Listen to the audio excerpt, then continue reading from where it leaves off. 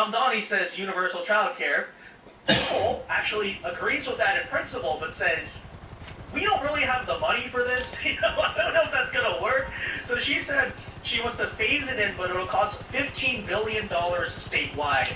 So she's looking to phase it in first with certain age groups in geographically underserved communities. It's Madrazo. So assuming, that's the older, more handsome one, minorities and poor people and all this stuff. But there at the is same someone time, who wants to meet you, and believe me, you want to meet him. You think I'm into some bad stuff? Let me tell you, this guy has a finger in every pie in Los Santos and beyond. Meet me at LSIA, and if you embarrass me in front of him, I will kill you. Medicaid. So yeah, she's basically saying New York State doesn't have the money for that either, right? He went on to promise that New York Okay, City the networks are down, the equipment is ready, and we've crippled their supplies. Mrs. Rackman has written our check and given us the green light. We're good to finally move on that submarine and stop this threat once and for all. When you're ready, get your crew together and head back to planning. I want to live with this mayor, right? There's already a million reasons to leave. There's already been a mass migration. That's, by the way, why Kathy's running on the campaign of no new taxes, because she understands we need to stop the out-migration from the state. But Mamdani simply winning the election, all right, has already been, as we've talked about, right, enough of an incentive for people to just say, screw this, right? Because so what? You've dealt with everything you have for the past 10 years. It's not like it's anything new. And then if you're on the fence, probably everyone was already thinking of leaving, and then, well, here's what happens, right? Adds that Zoran Mamdani needs to do more to convince the Jewish community he's on their side. Why is that? Because, a lot of Jewish community, guess what, have the money, right? They're the ones who are in the business community and all this stuff, in the finance, paying a lot of the taxes, and they don't like you for obvious reasons, so they're freaking leaving. No, good job, but, so I'm going to drive away my entire tax base, and then we're going to tax the rich to pay for the buses. Who do you think in a even theoretical situation would get taxed? When the 1% leaves, they're going to have to get the taxes from someone. So guess what, 99%? It's coming for you as well. But that said, when asked if Mamdani will keep the New York Police Commissioner, Hochul says she wouldn't keep harping on it if she didn't think the police commissioner herself was interested in keeping the job. We'll obviously see what happens there. But again, on this free bus question, I want to repeat to people that Mamdani's only freaking answer to this has been to raise the state income tax. So this is a core campaign promise of his, days within the election being over, that already being basically shot down. She hasn't endorsed all your funding plans yet. No, but she has said that this is of immense importance to her. And what I've said time and again is the funding plans I've put forward are the ones I think are most straightforward and direct. And also, if there's another means by which to raise the funding, the most important thing is that we actually fund this thing. Yeah, well, what did Kathy say pretty explicitly today? Not only that she's not going to raise taxes, there is no plan she could feasibly find other means of funding the free buses. So in other words, it's already over before it began, right? No free buses. As even the bus driver in the beginning video that we showed you, even he knows, right? It's like, this is not going to freaking happen. There's absolutely no way they can pay for it. Great job to the voters there. Now that said, even on this question of ICE, right? Because that's kind of basically Mamdani's two main components. First of all, he's going to radically fight Trump, and then secondly, he's going to have the free stuff. Well, the free stuff is obviously not feasible, and that's been shot down. But even recently on the question of ICE itself, what did Mamdani say? Hey, so we paying a visit to the triads. I don't know how they mixed up in all this shit, but I do know that a copy of Dre's phone was at their club. So that's what we starting to look at. But where's the jurisdiction? Well, recently he said, and I quote, "My NYPD will continue to not..." Hey, so just before you go full enhanced interrogation on the bouncer, here's the plan. We access the security camera system and cross-reference the footage with when we know the phone was there.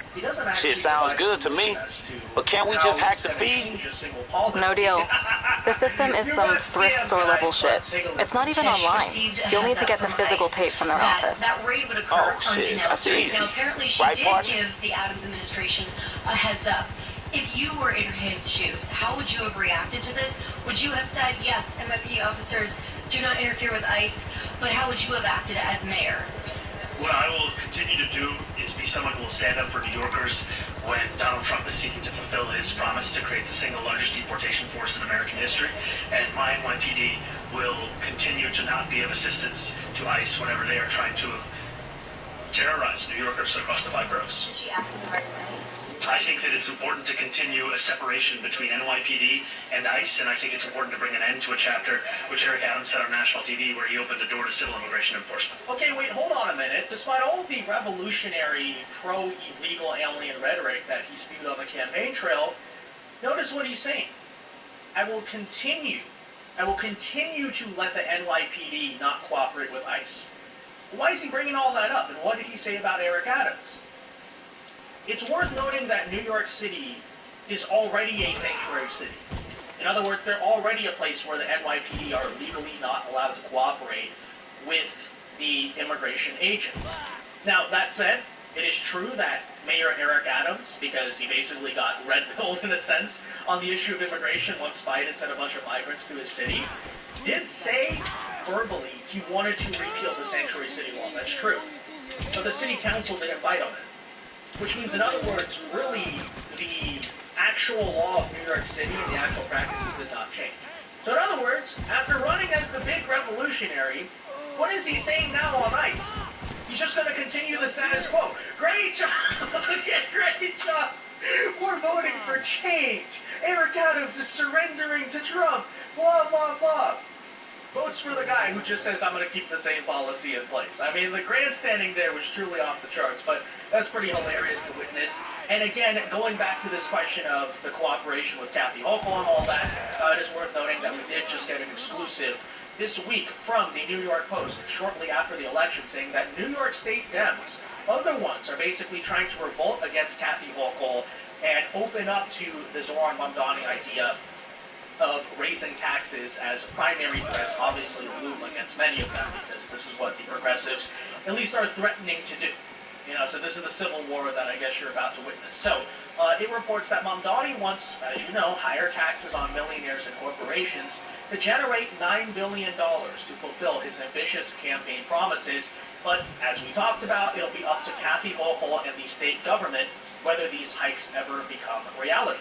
Now, Hochul, who is up for re-election in 2026, has said that she does not favor the plan.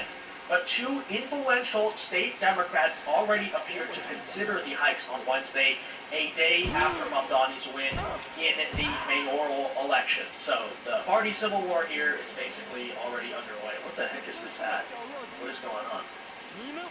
But anyway, so long as some of the new revenue would be applied to tax relief for working-class New Yorkers, I'm very open to modest increases on millionaires, said State Senator James Skoufis from the Orange area from the Hudson Valley.